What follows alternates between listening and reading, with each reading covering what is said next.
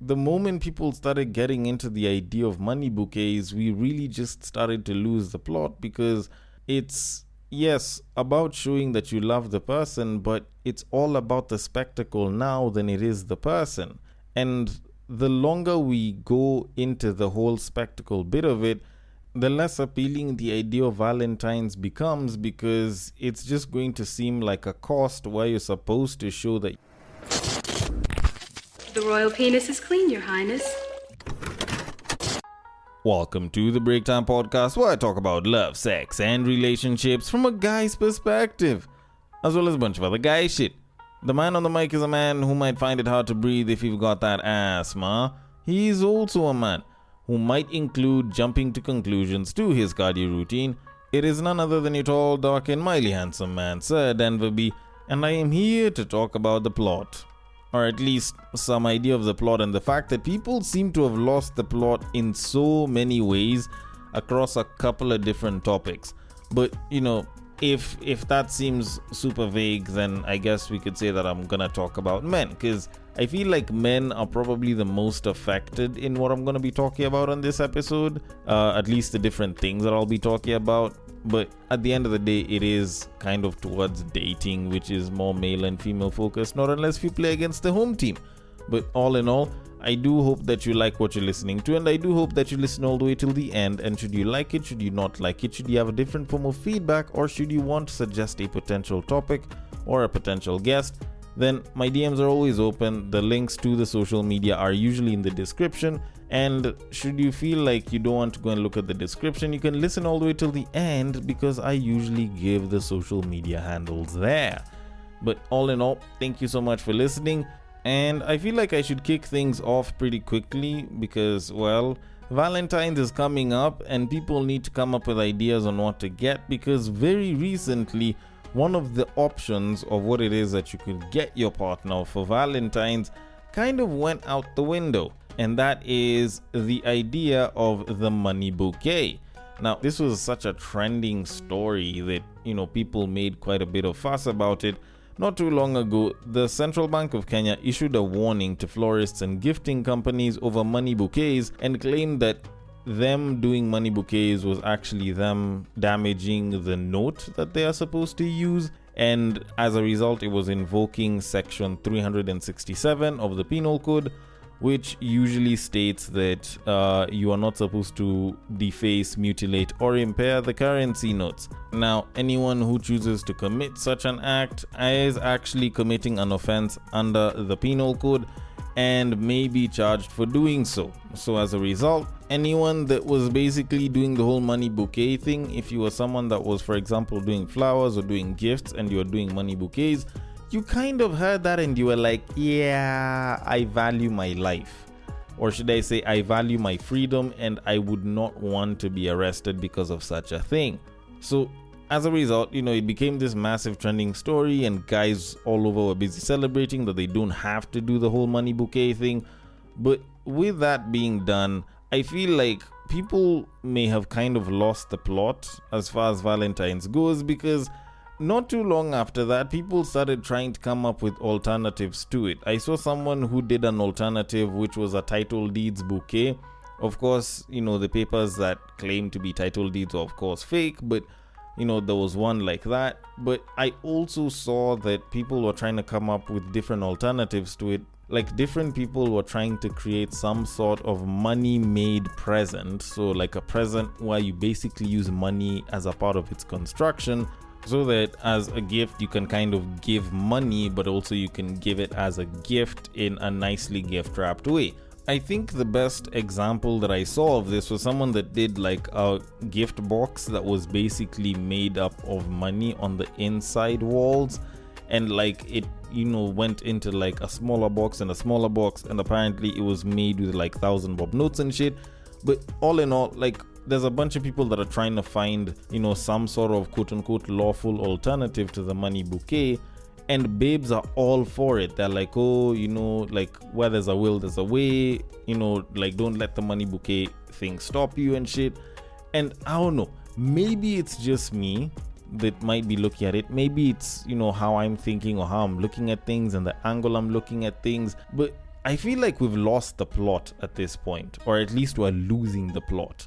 And ladies, considering that Valentine's tends to be a lot more about you than it is about us, you can tell me if I am losing the plot, because when did we get to this point?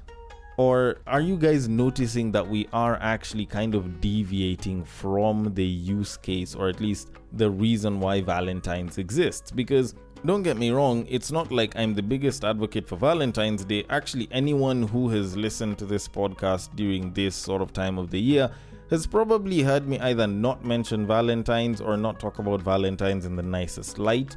And it's mostly because for me, I personally view it as more of a capitalistic holiday than an emotional one. And I could be wrong about this, and there's definitely people that look at me like, oh my goodness, like how dare you think of it like that. But at the end of the day, the biggest winners are usually businesses and not the people that are in relationships or are in love. At the end of the day, Valentine's is more beneficial for businesses than couples. But that's an argument for a different time and place. In this particular case, in as much as I did see Valentine's as a very capitalist holiday, did also still see the usefulness on an emotional level. There's still the act of trying to show love, which in as much as I believe that you can do it on any and probably every other time of the year, Valentine's kind of made sense for that. But you look at the people that are trying to look for, showy and, can I call it gaudy ways of showing love through Valentine's by doing certain, can I call it ostentatious acts of affection or very public displays of affection that, seem a little bit more over the top. I feel like there's some sense of us probably losing the plot as far as that goes, because you're doing that more for public attention, or at least for public validation, than you are doing it for love. And yes, I know you can try to do both and try to achieve both, but at the end of the day, are you celebrating the day, or at least are you doing this for the person that you love because you love them, or are you doing it so that you show that, you are supposedly in love with your partner and you're willing to go, to whatever lengths that are there? And I know there's a babe that's probably listening to me talk about all of this, and it's like, oh my goodness, you sound like you're such a low effort person and you just do bare minimum. And I get it. If that's what you want to think of me, that's entirely up to you. And I can understand, even on a scientific level, it has been proven that women do prefer more ostentatious or more expensive or high value gifts, so that it can signal more loyalty.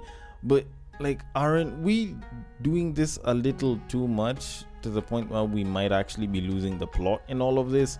Because when did it start becoming about showing other people that you're so loved as opposed to you just being shown that you're loved? I'm trying to think about it, and honestly, for the same amount of money that you could have used to make a money bouquet, assuming that the CBK didn't make it illegal, you could do so many other things with that cash. Because you're thinking about a money bouquet of 50 G's, you guys could have gone for a pretty nice trip within the country and had a very, very nice weekend with that money. Hell, if it's the money that you're giving, I feel like if the money would have been given to you directly, maybe it would have looked a hell of a lot better and it wouldn't have been as showy, but of course you'd still have the money.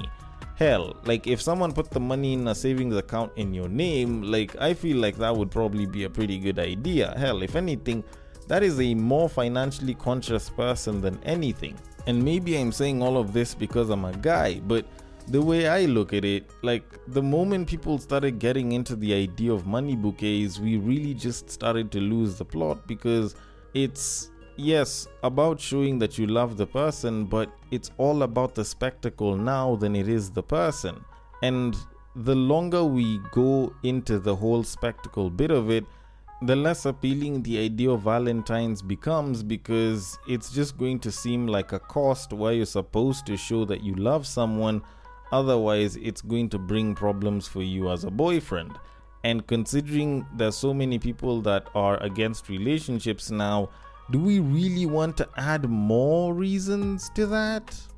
I don't know. Maybe it's just me. I could be wrong about this. Maybe I could be looking at it poorly. But either way, I am going to leave it at that and move it on to our main topic of this episode. Now, we've been talking about men and women and commitment and choosing to commit, but over time, I feel like more and more single people are losing sight of the idea of why it is that people commit.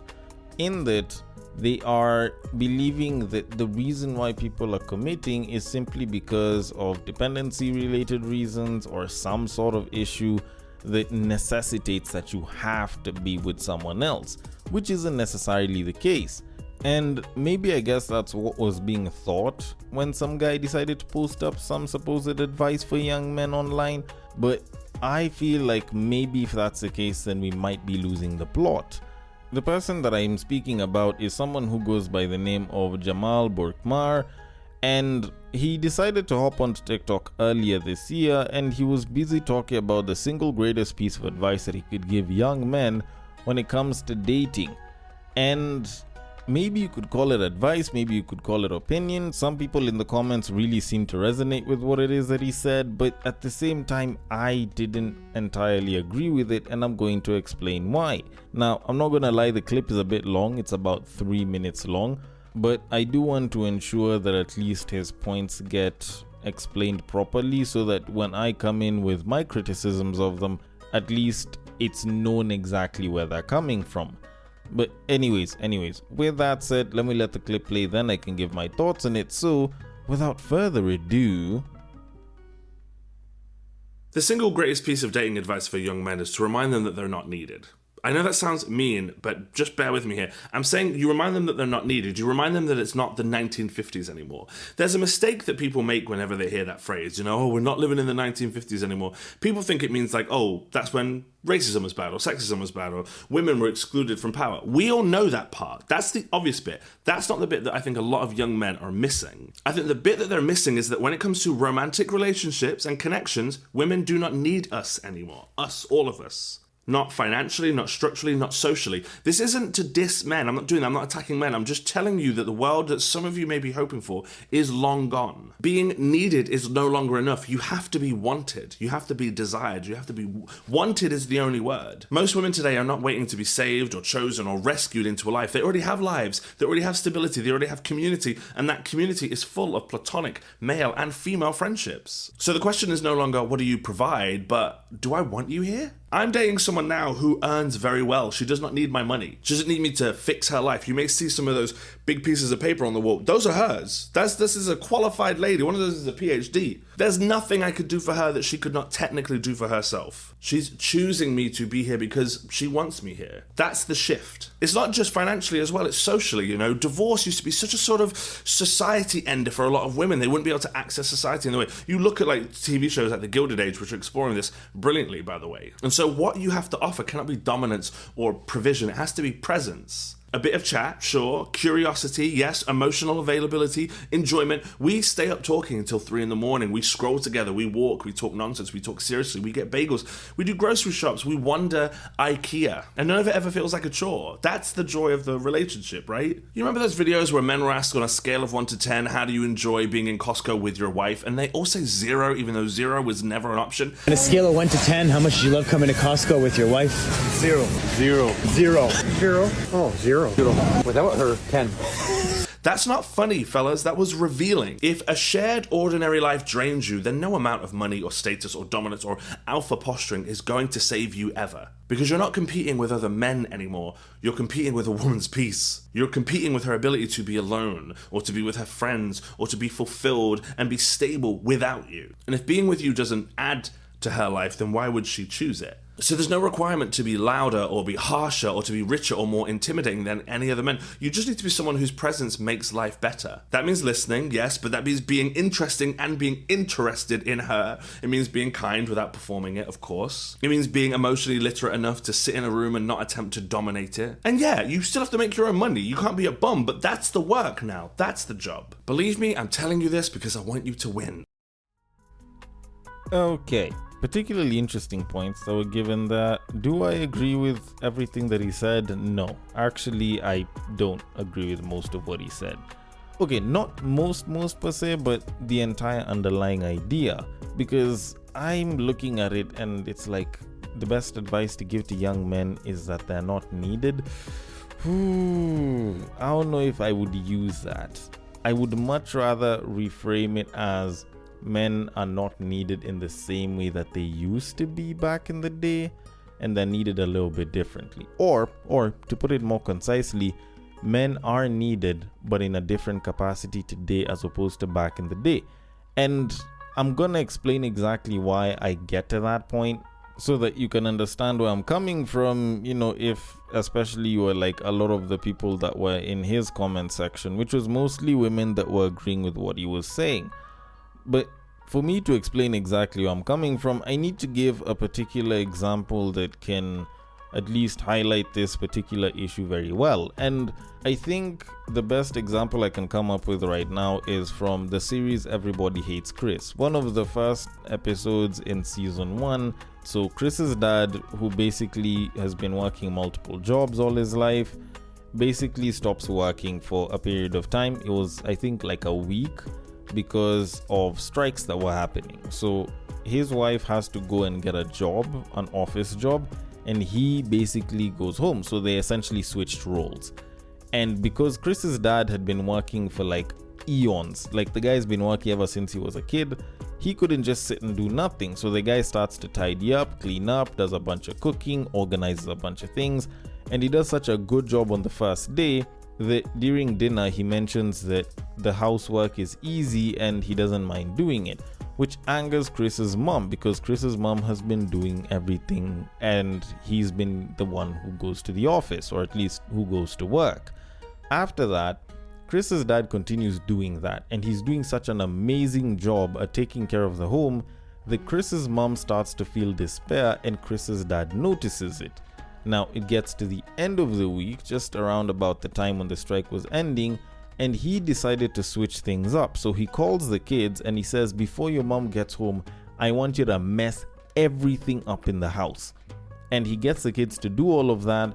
And while the wife had been in this state of despair, she comes home, she finds everything is a mess, she loses her shit, and she starts trying to tidy everything up.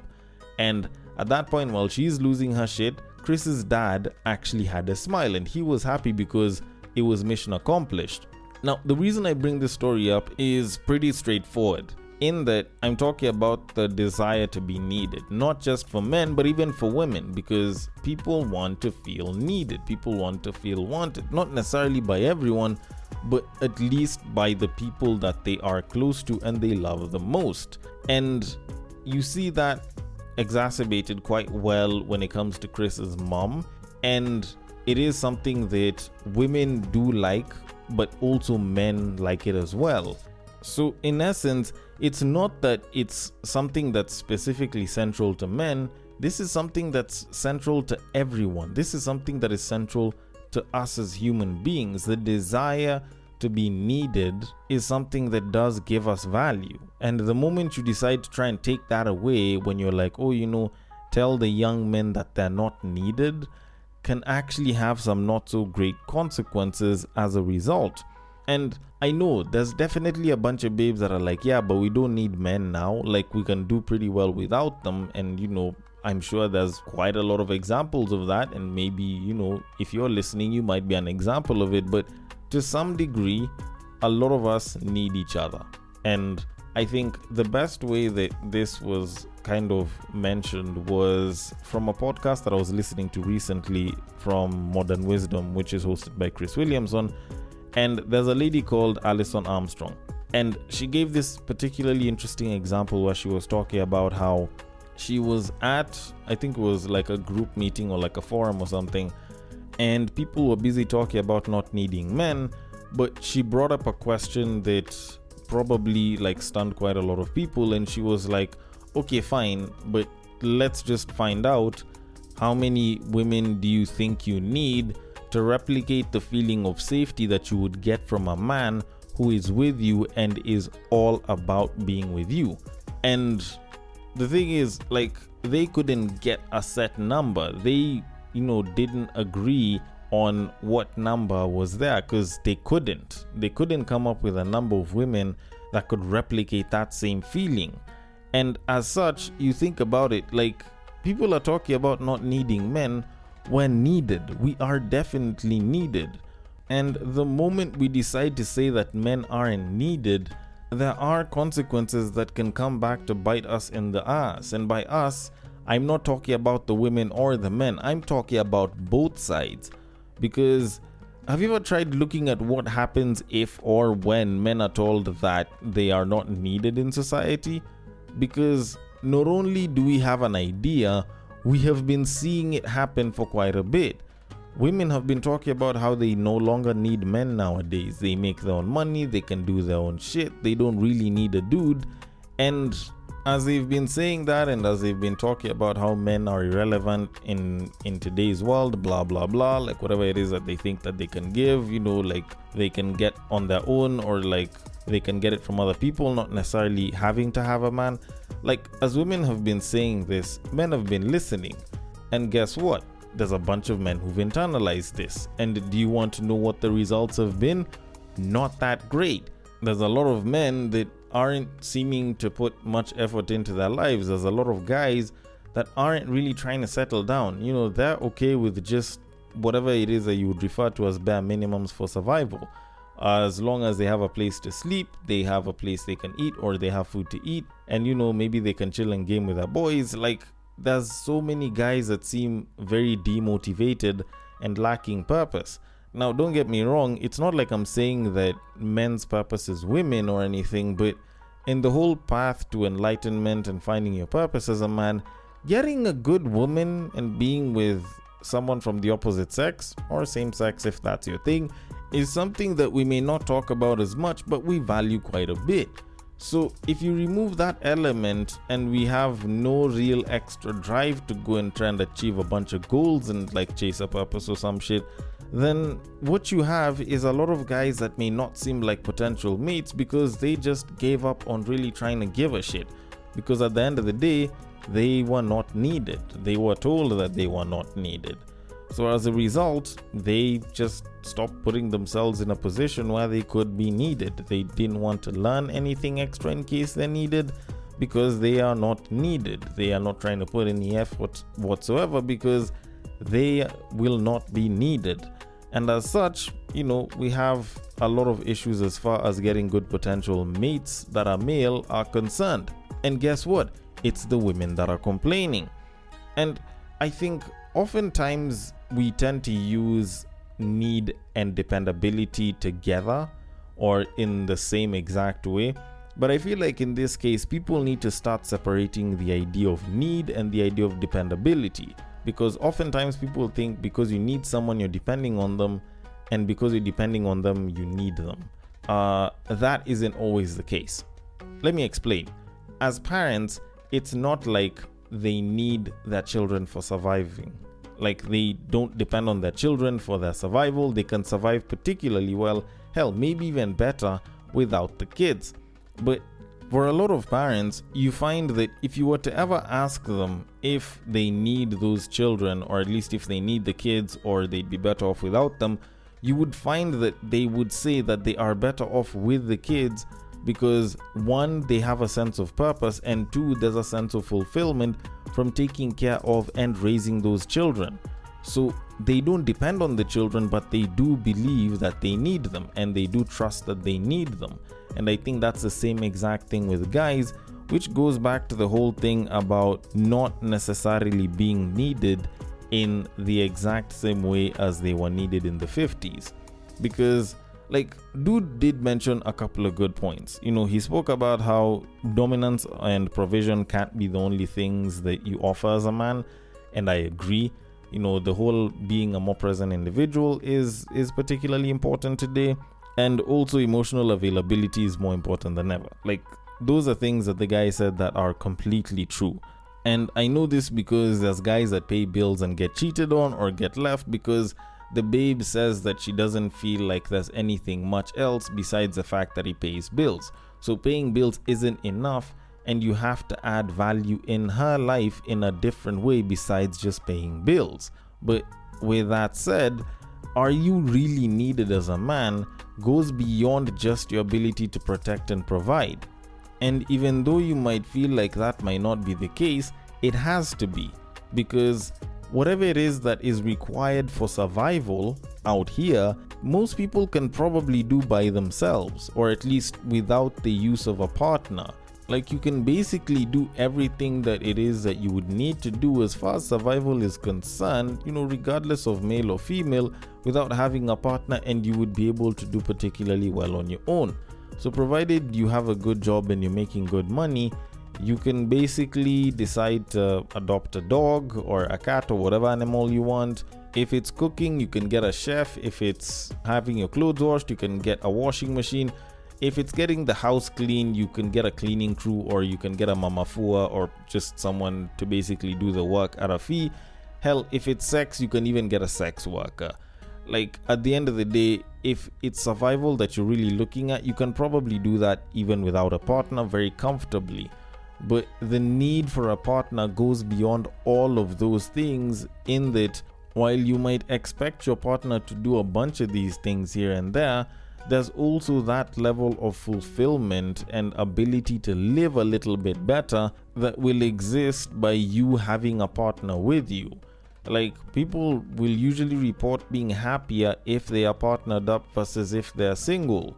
So can you really say that you don't need a partner regardless of gender? And like, we're trying to look at the whole idea of men not being needed out here in society, and you realize, like, for a lot of guys, the moment you tell them that they're wanted, not needed, because there's someone in the comments that mentioned that, it kind of brings in the idea that we're disposable, and that kind of makes the whole idea of you being a good caring guy a hell of a lot harder, because when it comes to you being a partner to a babe, there's a lot of it that's very resource intensive, and considering the costs that can come with it from a resource side, and even just personally on you as a guy, for you to be disposable would not make sense for you to actually put effort into all of that. Because, like, you think about it, fine, yes, like, having the constant sex might be good, but dealing with her tantrums, trying to be as protective as possible, especially in situations that might need it, being the person that is doing the provision, so you're paying for a bunch of shit here and there. And a lot of times for guys, like, that cuts off a good chunk of cash that we could have used on a bunch of other things, and you're still entertaining whatever tantrums she has, you're still trying to pay attention to her needs and everything. And you really think that a guy, or most guys, would be okay doing all of that with the idea that they are wanted in such a way that if she no longer wants you, you can be gone? You really think that guys would be putting effort into that level of disposability? Like, when you look at a lot of guys today, they tend to be very casual and are doing below bare minimum because they believe that they're disposable, because they believe that they can go above and beyond for a babe, but she'll still drop you or cheat on you with a guy that'll give way less. So what do you mean us guys are supposed to not think of ourselves as needed? If anything, that's what a lot of us have been thinking, and it's had some not so great results out here in the dating market. So to kind of conclude all of this, what I am trying to say is, we're at a time where we can live pretty well without depending on a partner. Let that not be confused with us not needing a partner, because we definitely do need partners, regardless of gender. So men need women, and yes, women, you're gonna have to hear this one, women definitely need men. So yeah, we do need men. Men are needed in society. Although then again, maybe I could be wrong about this, and maybe we aren't actually needed in society. So either way, I want your thoughts on it. The DMs are open. On IG, it is at the Breaktime_podcast. On Facebook, it is at the Breaktime Podcast. On X, it is at Bagaka the D. And on Bluesky, it is at the breaktimepod.bsky.social. Thank you so much for listening all the way till the end, and I will catch you guys on the next break. But what I believe is that if you put a pastor and a prostitute in one room, one is likely to convert the other.